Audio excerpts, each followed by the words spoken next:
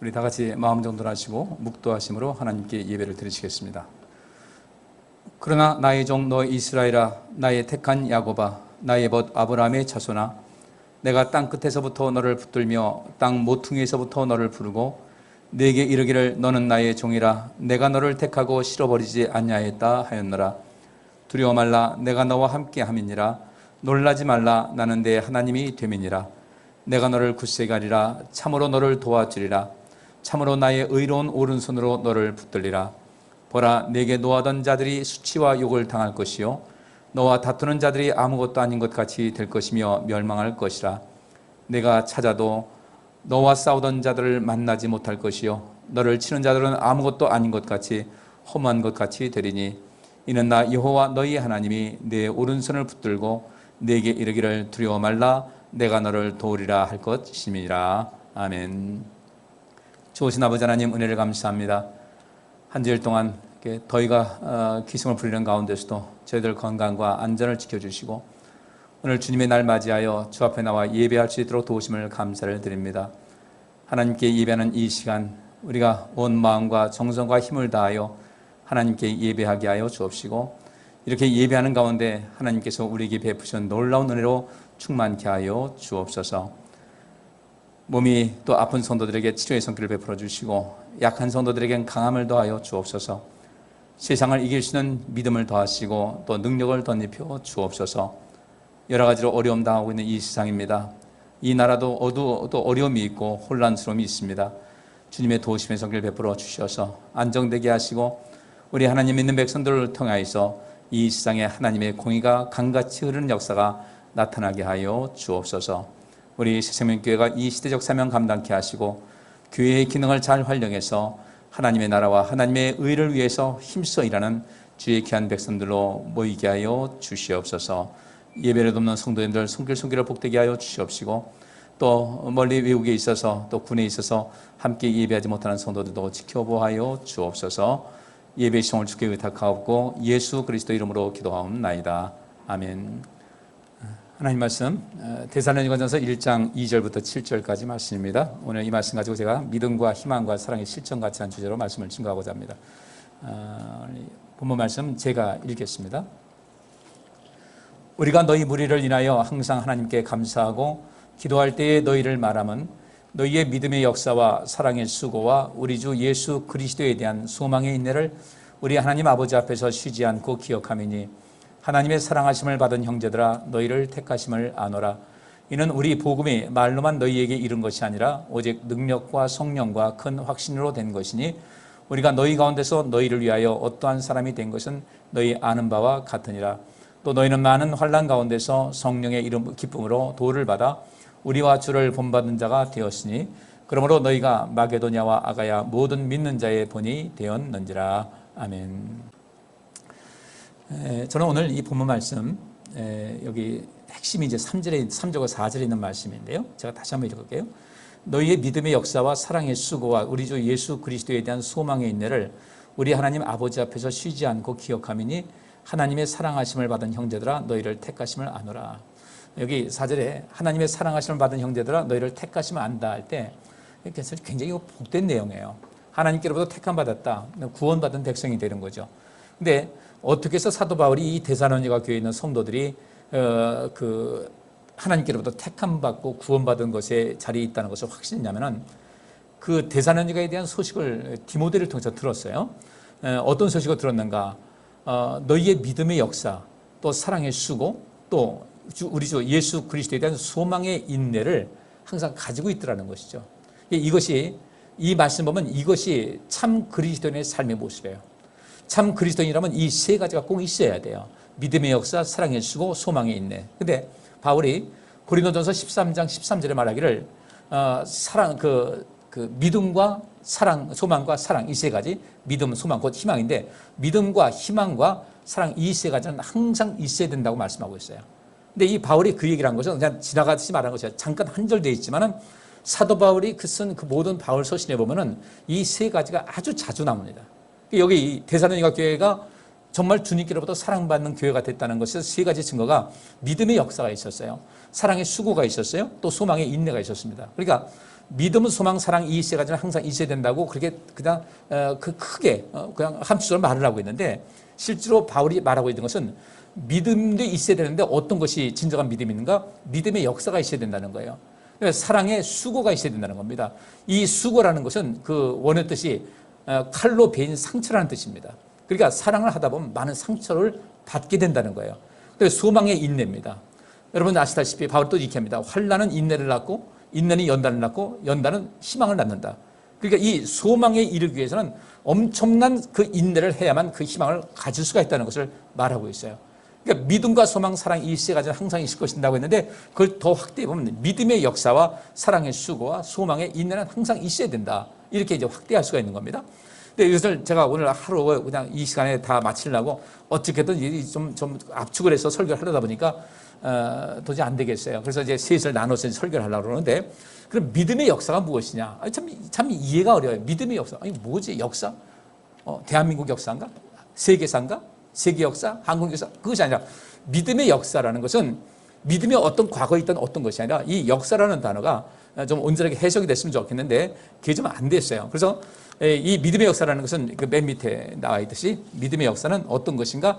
이 에르곤이라는 단어가 쓰여집니다. 히라보에서 에르곤이라는 단어가 쓰여지는데, 이 에르곤이라는 단어는 그 의미가 일, 행위, 행실, 행함, 공적, 그리고 노력 또는 직업으로서 일을 하는 것, 이게 다 여기서 포함을 하고 있습니다. 그러니까 이 믿음의 역사라고 할 때 이 역사라는 것은 일을 말하는 거예요. 일을요. 그 다음에 어떤 사람의 행위, 행실, 행함, 그 어떤 행동, 이 다 이거 포함하는 겁니다.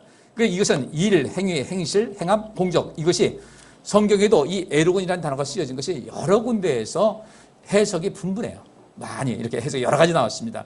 일로 일로 번역이 되기도 했고, 행위로 번역도 되기도 했고, 행실로 번역도 됐고, 또 행함, 공적으로도 번역이 됐습니다. 특별히 이 여기 공적이라는 것은 고린도전서 3장에 그런 말씀이 있죠.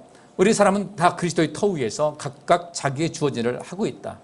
근데 우리가 열심히 일을 했는데 해가지고 어떤 공력을 쌓았어요. 공적을 쌓았다는 겁니다. 그 공적은 불로서 심판한다고 할 때 그 공력이 여기 일이라는 겁니다. 그리스도의 터 위에서 우리가 많은 일을 해요. 이런 일도 하고 저런 일도 하고 많은 일을 하는데, 그 일하는 것이 과연 가치 있는 것이냐 그렇지 않은 것이냐를 하나님께서는 불로서 시험한다. 불로서 시험해서 불에 타 없어지는 것은 별로 의미가 없는 것이고, 불에 태워서 남는 것이 공적으로 남는다는 겁니다. 그것이 진정한 하나님께서 원하시는 일을 했다라고 인정받을 수 있는 거예요. 그리고 그 불이 뭐겠습니까? 오늘 이 데살로니가 교회도 바울이 이야기를 했어요. 이들은 엄청난 환난과 시련 속에서 잘 참아냈어요. 그런 겁니다. 그래서 바울이 말한 대로 여러분들의 믿음의 역사가 있습니다. 사랑의 수고가 있습니다. 소망의 인내가 있습니다. 난 기쁩니다 했는데, 그러면 이들이 과연 어떻게 했길래 믿음의 역사, 믿음의 일, 믿음의 행위, 행함이 있는 믿음이 말하는 것이죠. 사랑의 수고가 또 소망의 인내가 어떻게 그 불로써 그것을 시험해도 그 흔적이 남을 수 있을 만큼 됐을까? 그래서 이건 우리가 이 데살로니가 전서를 전체를 좀 봐야 되거든요. 그래서 두 군데에 있어서 바울이 이 데살로니가 교회 성도들을 그렇게 칭찬한 이유가 나와 있는데, 그 다음 구절입니다. 제가 그냥 읽을게요. 데살로니가 전서 1장 8절과 9절에 이런 말씀이 있어요. 주님의 말씀이 여러분을 통해 마게도니아와 아가야에 널리 퍼졌다는 것을 우리가 알고 있습니다. 그러는 거예요. 그러니까 이들은 이방인들이죠. 전혀 유대인은 아니었어요. 데살로니가 지금 유럽 지역에 있는 사람들인데, 바울이 이 데살로니가 교회를 세웠습니다. 설립을 하고, 그 다음에 그들에게 많은 복음을 증거하고, 그들 믿음의 사람이 많이 왔는데, 이들이 주님의 말씀을 받아들인 다음에 이 주님의 말씀이, 이들이 받아들인 그 주님의 말씀이 이들로 끝난 것이 아니라 이들을 통해서 그 주변의 마케도니아와 아가야 지방에 널리 퍼졌다는 거예요. 열심히 주의 복음을 증거했는데, 그 증거한 그런 모든 것이 무엇으로 증거했는가? 입으로만 한 것이 아니라 여기 우리가 아까 지금 본 말씀대로 믿음의 수고를 통해, 믿음의 역사를 통해서 행함이 있는, 곧 행함을 동반한 그 믿음을 통해서 다른 사람들에게 감동을 줬고요. 사랑의 수고를 아끼질 않았어요. 누군가 이들에게 필요한 것을 제공해 줘야 되겠다, 이들을 살리기 위해서 사랑의 수고를 아끼지 않았고, 예수 그리스도에 대한 소망의 인들을 절대로 굽히지 않았어요.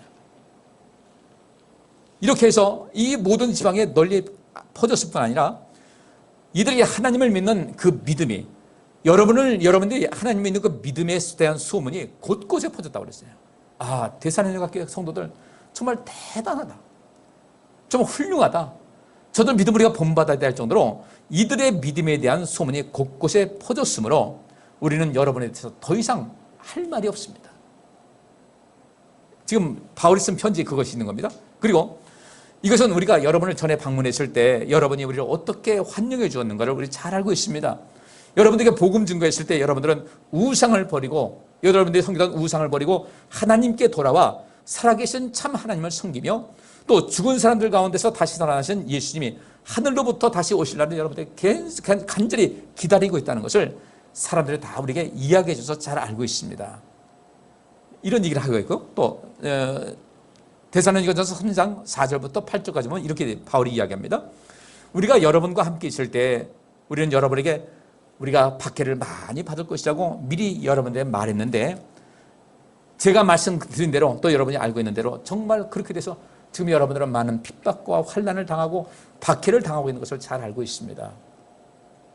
그래서 지금 나는 여러분들을 떠나 있고 여러분이 살고 있는 그 지역에 많은 박해가 있고 핍박이 있어서 믿음을 지키기가 굉장히 어려운 이런 상황에 있는 것을 잘 알고 있는데, 어떻게 잘 지내고 있겠지 여러분들에서 계속 기도하고 있었지만 그 모든 소식을 꼭 듣고 싶어서 더 이상 참을 수가 없어서 여러분들을 믿음을 알아보려고 제가 디모데를 보냈습니다.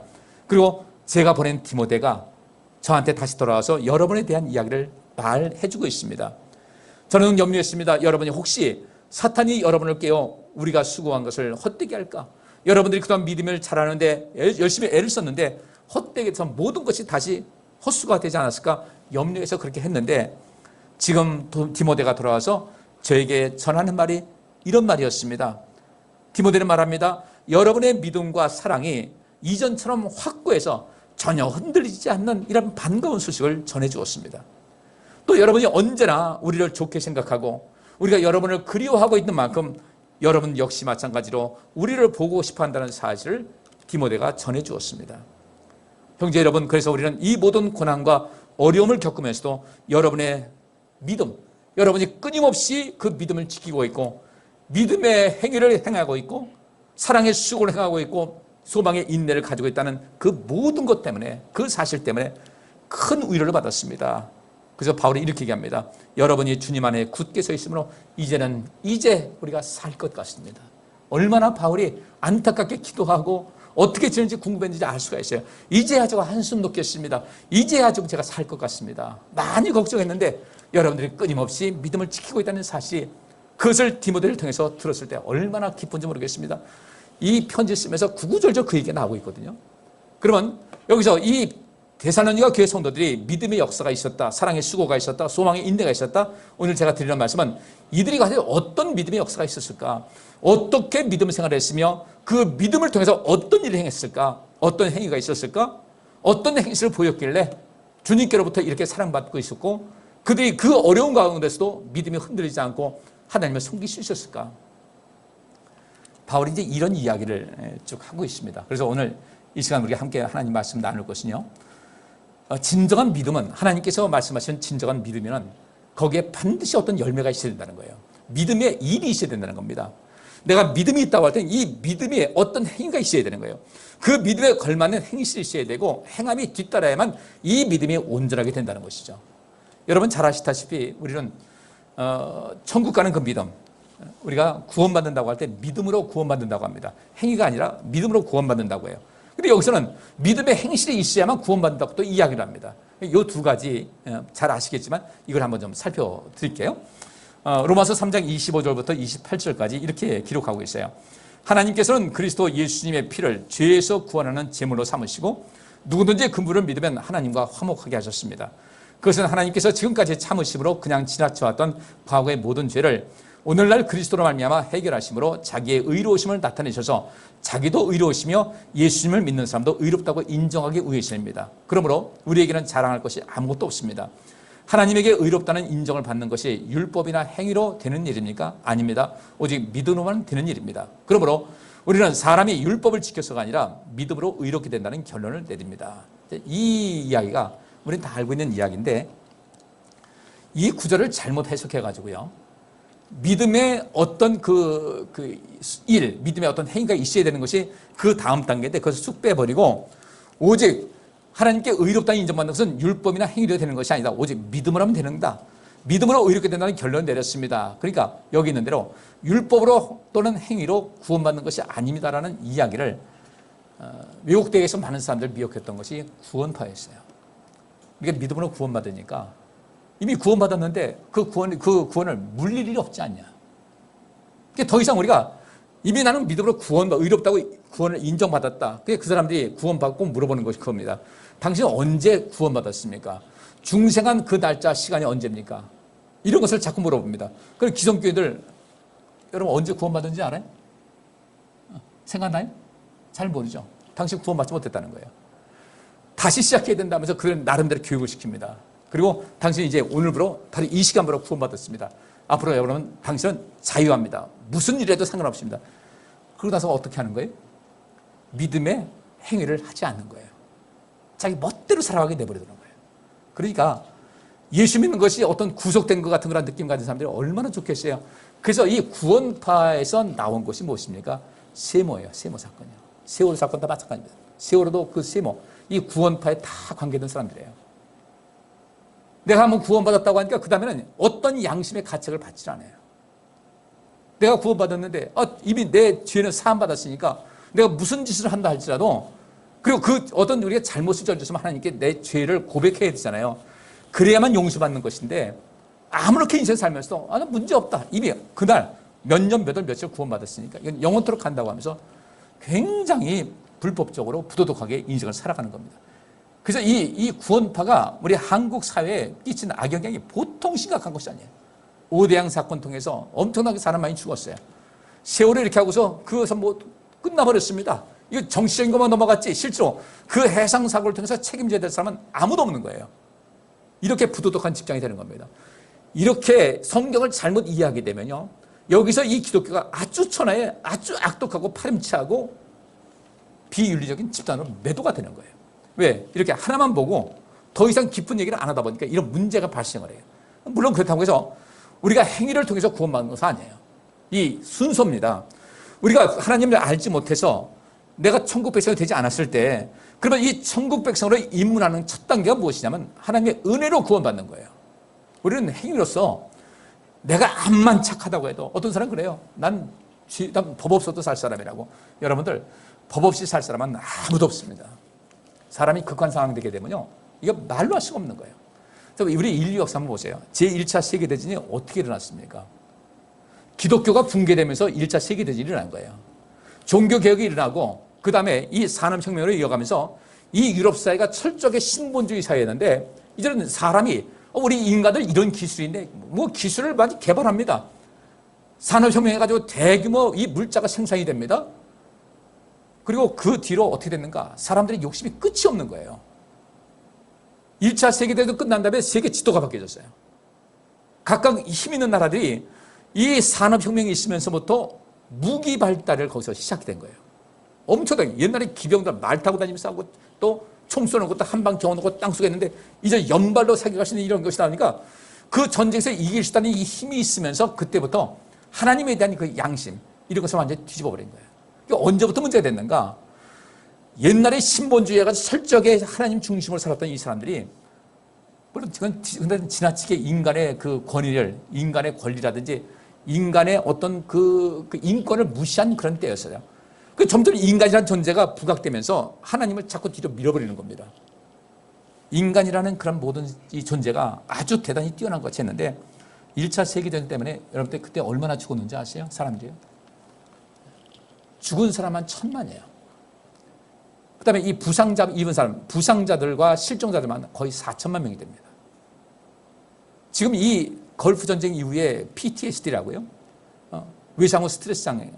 이 엮은 것이 지금같이 나와 있지만 실제로 1차 세계대전 끝난 다음에 있었던 상황을 보게 되면요, 사람들이 거기서 별별 희한한 일을 많이 겪었습니다. 어떤 사람들은 이 우리나라도 마찬가지예요. 파병됐던 사람 중에 굴착기 해가지고 따다다다닥 칠 때마다 정신을 잃는 사람들이 있어요. 그때 그 전쟁터에 가지고 이 베트남 전도 마찬가지고요. 그때 총수를 해가지고 거기서 많은 사람이 죽게 된 것의 피해 때문에 엄청난 이 심지어 손상이 있는 사람들이 굉장히 많았어요. 그리고 1차 세계대전 때는 이 전쟁도 전쟁이지만 쥐와의 전쟁이 또 아주 굉장히 심각했어요. 참호 속에 사람 죽어가잖아요. 이 시신을 수습할 시간이 없어요. 계속 전쟁해야 되니까. 쥐떼들이 몰려가지고요. 먹을 것이 얼마나 많아요. 죽은 사람들이에요. 쥐들이 얼마나 살이 쪘는지. 병사들이 잠을 자면 그냥 온몸으로 띠를 지어 다니니까 이런 데서 오는 그 트라우마가 엄청났거든요. 전쟁 끝난 다음에 비로소 세계 사람들은 여기서 생각이 난 겁니다. 우리 인간이 이렇게 지독하게 악한 존재구나. 실종자까지 해서 전쟁하면서 죽고 부상했고 실종자까지 4천만 명이 죽었어요. 그 당시 인구 밀도로 말하면요, 엄청난 사람이 죽은 거예요. 인간은 그렇게 악한 존재입니다. 우리가 법 없이 살 수 있다? 천만의 말씀이에요. 절대적인 절명 사건에 한번 들어가 보세요. 우리 인간의 본성이 드러나게 되어 있습니다. 그래서 이런 사람들을 그래도 하나님께서 구원하시려고 하는 것이거든요. 이들을 구원해야 되겠다. 그래서 하나님께서는 사랑의 수고라고 했죠. 하나님만큼 사랑의 수고를 하신 분이 없어요. 당신의 아들 이 땅에 보내시면 그 사랑의 수고 얼마나 가슴 아프겠습니까? 우리 성도님들께 아들 군대 보내가지고 군대 있을 동안 어떠셨어요? 휴가 나와가지고 또 자기 멋대로 행동하고 밥 한 끼도 안 먹으면 그땐 속상하셨지만 그래도 군에 가 있을 때 얼마나 마음 아프셨어요. 하나님께서 우리를 왜 이렇게 구원하셨을까? 우리를 사랑하셨기 때문에 그래요. 우리를 너무 사랑하시거든요. 여기 뒤에도 이런 말씀이 있습니다. 요한복음 6장 28절부터 29절까지 말씀을 보세요. 우리가 하나님의 일을 하려면 무엇을 해야 합니까? 하나님이 보내신 자를 믿는 것이 하나님의 일이다. 하나님의 일은 하나님이 보내신 자를 믿는 것이 하나님의 일이라는 거예요. 그러면 하나님이 보내신 자를 믿는 것은 어떤 효과가 있는가? 여기 17절 말씀에 요한복음 3장 17절 하나님은 세상을 심판하시려고 아들을 보내신 것이 아니라 그를 통해서 세상을 구원하시려고 보내셨다. 그를 믿는 사람은 심판을 받지 않지만 믿지 않는 사람은 하나님의 여자들의 이름을 믿지 않기 때문에 이미 심판을 받은 것이다. 그러면 하나님이 보내신 자를 믿는 것이 하나님의 일이라고 했으면 이것이 하나님의 일이에요. 내가 어떻게 하나님의 일을 해야 되죠? 하나님이 보내신 자를 믿는 것이 하나님의 일이라는 거예요. 그러면 주님께서 우리가 하나님이 보내신 자를 믿는 것이 하나님의 일이라고 한다면 이것이 하나님의 일이라면요. 우리가 지금 예수 믿고 있잖아요. 예수 믿고서 우리가 뭘 합니까? 구원받았잖아요. 그죠?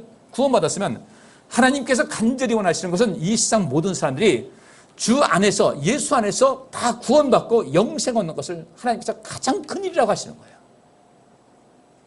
바꿔 말하면 하나님이 보내신 자를 믿는 것이 하나님의 일이다. 그러면 하나님이 하시는 일은 무엇인가? 하나님이 보내신 예수를 믿도록 하는 것이 하나님의 일인 거예요. 그러니까 여러분들이 하나님께서 하시는 일, 곧 예수를 믿는 사람을 구원받게 하는 것이 하나님의 일이고 여러분들이 예수님 이 세상에 와서 예수 믿어서 구원받았어요. 하나님께서 얼마나 기뻐하시겠어요? 아, 내 일 다 했다라는 거예요.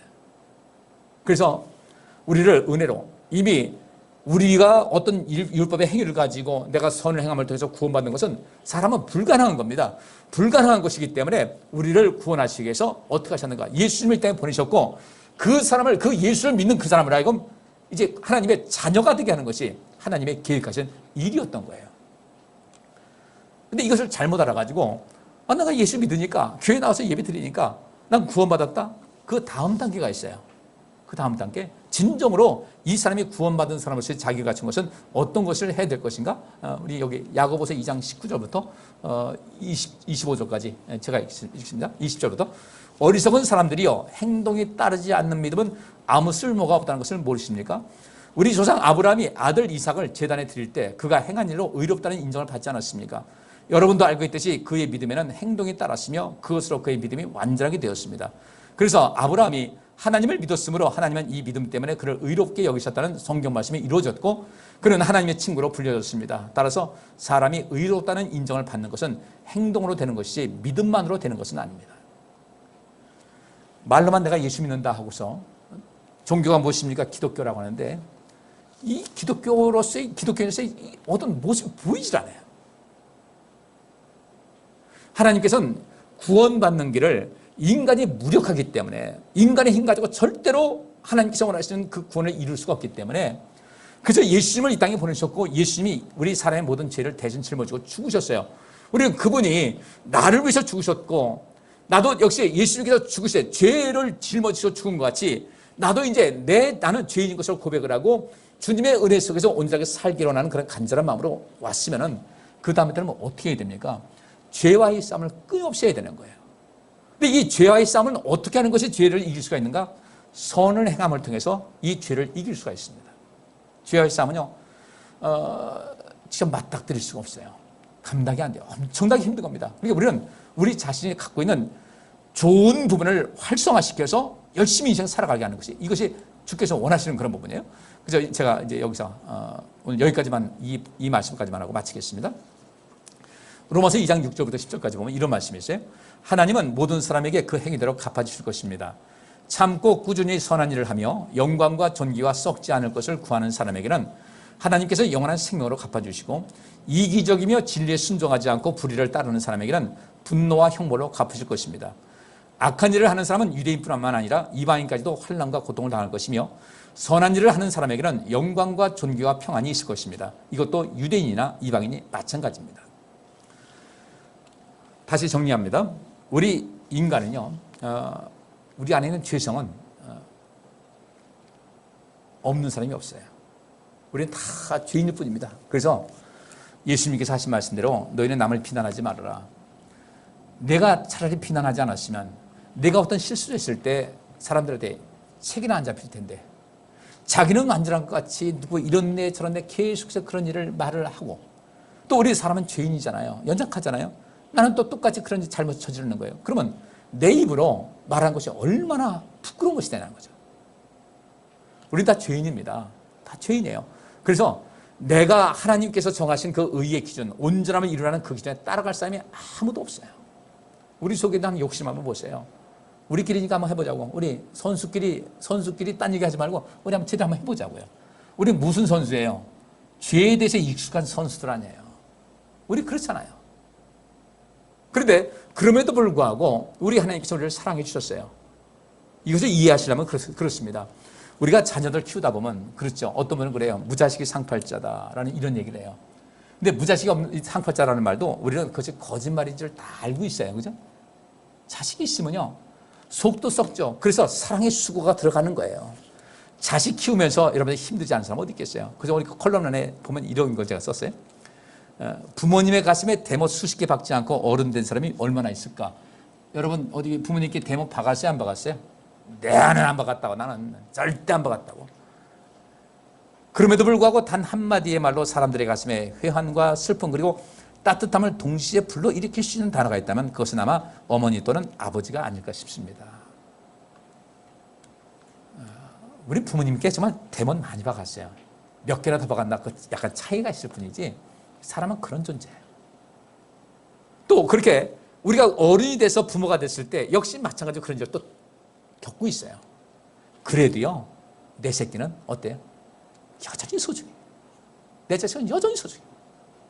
그런데 우리 인간관계에서의 그 사랑도 그러한데 하물며 우리를 자녀 삼으신 하나님의 사랑이 오죽하겠습니까? 우리는 하나님의 사랑에 대해서 정말 깊이 있게 여기셔야 돼요. 하나님의 사랑이 어떤 것일까?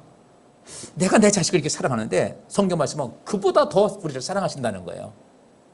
그렇지 않으면 하나님께서 어떻게 외아들인 예수님을 땅에 보내실 수 있겠어요? 우리를 살리고자 하는 그런 마음이 그렇게 간절하신 겁니다. 내가 이제 예수를 믿게 됐다고 내가 예수 믿겠습니다 고백했어요. 그래서 주님의 귀한 백성 됐습니다. 교회의 정회원이 됐어요. 정회원이 됐어요. 누구나 기독교인이라고 합니다. 이때 우리에게는 그 다음에 필요한 것이 무엇이냐면 나를 이렇게 값없이 은혜로 거쳐주신 은혜로 이렇게 우리를 구원해 주셨으면 나를 구원하신 하나님께 내가 무엇을 어떻게 될 것인가에 대해서 관심을 가져야 돼요. 이것이 곧 믿음의 행위입니다. 믿음의 역사라는 것은 믿음의 행위를 말하는 거예요. 내가 하나님 믿는 믿음이 있다. 내가 하나님 믿는다. 예수를 믿는다 하면 그 다음에 예수 믿는 사람답게 그 다음에 어떤 행위가 반드시 있어야 된다는 거예요. 그래서 바울은 이제 이 얘기를 합니다. 아까 우리가 바울이 말한 대로 우리가 행위로 구원받는 것이 아니라 믿음으로 구원받는다는 말도 바울이 했고요. 여기 이 말씀도 역시 마찬가지예요. 바울이 한 이야기예요. 참고 꾸준히 선한 일을 하며 영광과 존귀가 썩지 아니할 것을 구하는 사람에게는 하나님께서 영원한 생명으로 갚아주신다. 이 선한 일을 한다고 했는데 선한 일을 하는 사람에게는 영광과 존귀와 평안이 있을 것입니다. 그러면 우리가 하나님의 백성으로서 믿음의 행위를 한다는 것은 물론 수고는 뒤따릅니다만 믿음의 행위를 가지고 인생을 사는 사람은 행함이 있는 믿음으로 가는 사람들에게 인생을 살게 되면 이 사람에게 무엇이 있는가 봤더니 영광과 존귀와 평안이 있다는 거예요. 이것만큼 큰 복이 없어요. 우리 영광 있어야 되죠. 영광스러운 삶을 살아가야 돼요. 우리가 정말 남들이 봤을 때 뒷모습이 있어야 돼요. 제가 전에 저희 막내 누이한테 갔어요. 그랬더니 이제 저를 보내는데 그렇게 말을 하는 거예요. 얼른 가, 얼른 가, 빨리 가. 가는 뒷꼭지가 더 좋대, 더 이쁘대, 빨리 가. 그건요, 제가 저희 누이 혼자 사니까 그냥 제가 차마 발걸음이 떨어지지 않아가지고 뭐 할 거 있어, 어디 손들고 빨리 지금 얘기하라고. 나 지금 가면 또 언제 올지 모르니까 빨리 얘기하라고. 뭐 필요한데? 아, 다 됐어. 이거 필요하면 저 사람들 얘기하면 돼. 내가 갈 때 누나 뭐 필요한 거 뭐 있어? 오랜만에 가니까요. 뭐 필요한 거 뭐 있어? 아, 필요한 거 없어. 그냥 와주기만 해도 고맙지 뭐. 이게 누나 생각해 주니까 고맙지. 제가 기껏 할 수 있는 것은요, 멀리 있는 누님한테 할 것이 뭐가 있어요. 명절 때 좀 용돈 보내드리고, 생일날 용돈 보내드리고, 어쩌다 한번 가가지고 집에 뭐 여자 혼자 사니까 자식들은 다 바쁘고, 필요한 거 있으면 제가 기술이 있으니까 집 도와주고 하는 이런 것뿐에 다른 것이 없는데, 그런 모습에서 뒤에서 그렇게 하는 거예요. 뒤돌아가는 뒷꼭지가 더 이쁘대. 그러니까 빨리 가라고. 뒤에 쓸쓸하지 않겠어요? 그죠? 근데 그 모습이, 그래, 인간관계 속에서 이런 모습이 얼마나 좋을까. 우리 하나님께서 우리에게 원하시는 것이 무엇일까? 우리 인생도 마찬가지죠. 우리 인생의 뒷꼭지가 다른 사람에게 어떻게 보여질까를 생각할 수 있어야 돼요. 그것이 영광입니다. 나라와 권세와 영광이 아버지께 영원히 있다고 했는데 하나님께서는 우리에게도 영광을 보여주시는 분이거든요. 우리 인생 영광스러워야 돼요. 남들 볼 때 이렇게 초라하지 않게, 남들 볼 때 저 사람 참 멋있어, 정말 멋있다라는 이런 그 모습 받아야 되는데, 어떤 사람에게 영광과 존귀와 평안이 있을까? 여기는 재물의 복도 포함되고요, 눈에 보이지 않는 명예도 필요한 것 여기 들어가 있고요. 우리 인생의 평안 얼마나 좋습니까? 지금 코로나 때문에 얼마나 신경이 쓰여요. 그죠? 많이 신경 쓰이시죠? 너무 걱정하지 마세요. 요즘 코로나 발병하는 사람들 보니까 사망률이 0.47%예요. 0.47%. 1000명이 걸리면은 한 47명 목숨이 있는데, 이것은 보통 폐렴으로 죽는 사람보다 훨씬 더 떨어지는 거예요. 폐렴으로 죽는 사람이 얼마나 많은지 모릅니다. 미국은 1년에 8만 명씩 죽어요, 폐렴으로. 그러니까 따지고 보면은 이 코로나도 우리가 함께 가면서 이것이, 여기서 그러잖아요. with 코로나. 코로나 함께 이제 가는 길을 찾아야 되겠다. 항상 우리 주변에 병이 있지 않습니까? 암이라는 병도 같이 가는 거예요. 우리가 이 모든 것을 내가 건강을 지키기 위해서 신경 쓰고 관심 가지면 좋잖아요. 그죠? 근데 건강 신경 쓰지 않고 방콕하고 있다고 되는 거 아니에요. 운동 열심히 하셨어요. 근력을 키우잖아요. 근력 키우면은 이 근력이 여러분들 면역 T세포를 굉장히 강화합니다. 근육을 키워야 될 이유가 거기 있는 거예요.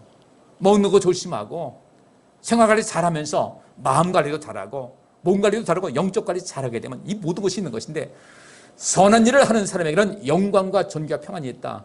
결국 이 선한 일을 할 때 어떤 일이 있는가? 선한 일을 하게 되면 마음속에 그 뿌듯함이 있잖아요. 보람이 있고 자존감도 높아지고, 정신적으로 건강하게 되면요, 몸은 자연적으로 건강하게 돼 있어요. 모든 질병의 75%가 마음으로부터 온다. 내 마음에 뿌듯함이 있고 자신감이 있고 든든함이 있고 자존감이 높게 되면요, 이 사람은 이 몸속의 면역체계가 굉장히 활성화되는 거예요. 선한 일을 하는 사람에게 이 선한 일이 무엇인가? 오늘 말씀의 결론입니다. 이 데살로니가 교회 성도들에게 믿음의 역사가 있었다고 할 때 그 믿음의 역사가 무엇입니까? 그들의 믿음 생활하면서 하나님을 믿는 사람들, 믿는 사람답게 선한 일을 행하면서 인생을 살았다는 거예요. 문제는 선한 것이 무엇이냐? 도대체 선한 것이 무엇이냐? 선한 일은 무엇이냐? 이것이 중요한 거예요. 그냥 착하게 사는 것 아니에요. 그래서 제가 뒤에 이렇게 말씀을 잡아놨습니다. 더 알고 싶으면 여기다 사진 찍어가지고 가서 계속해서 보세요. 내가 이런 사람이 돼야 되겠다.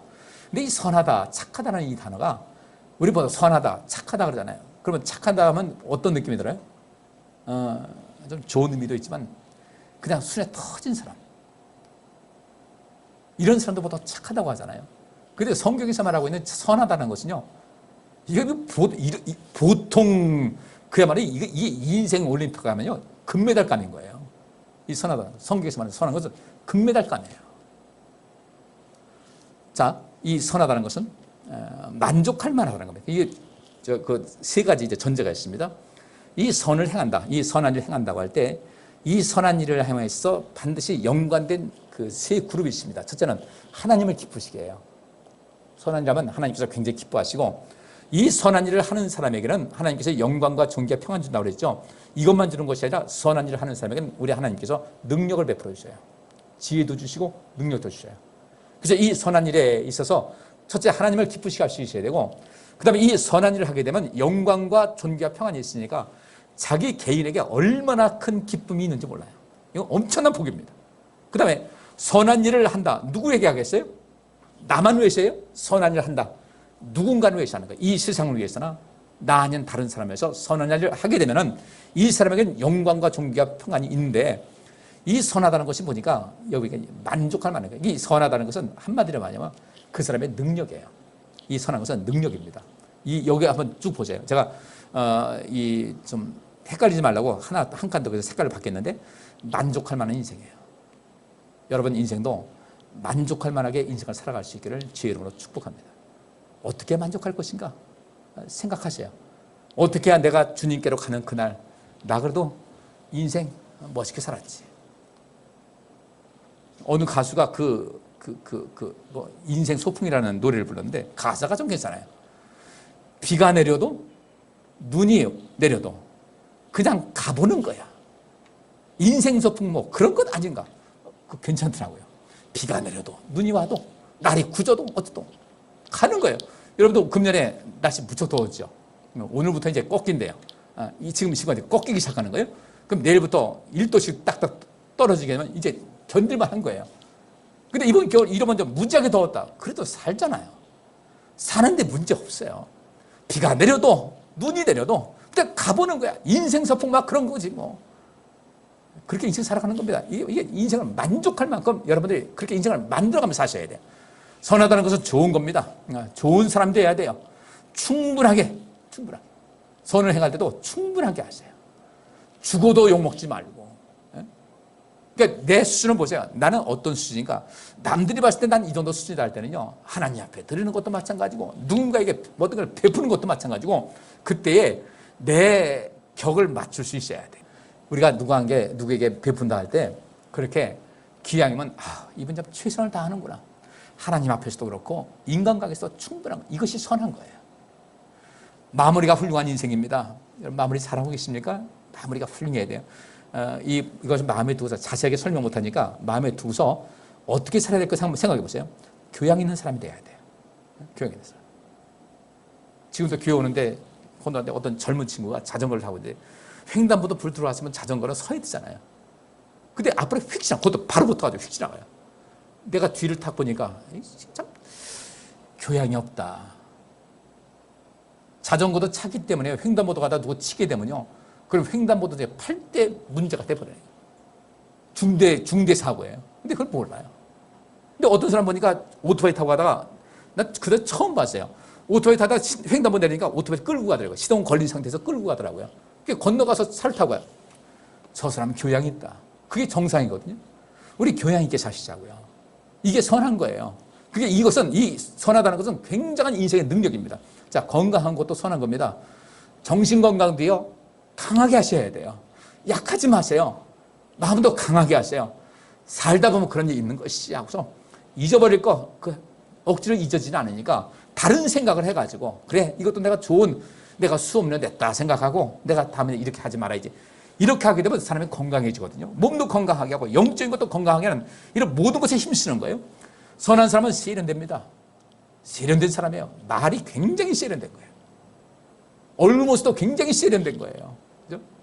이런 세련된 도움이 되는, 특별히 하나님께도 도움이 되고 다른 사람에게 도움이 되고 자기 자신에 도움이 되는 탁월한 거예요. 선한 것은요, 믿을 만한 사람이 되는 겁니다. 나무랄 데가 없어요.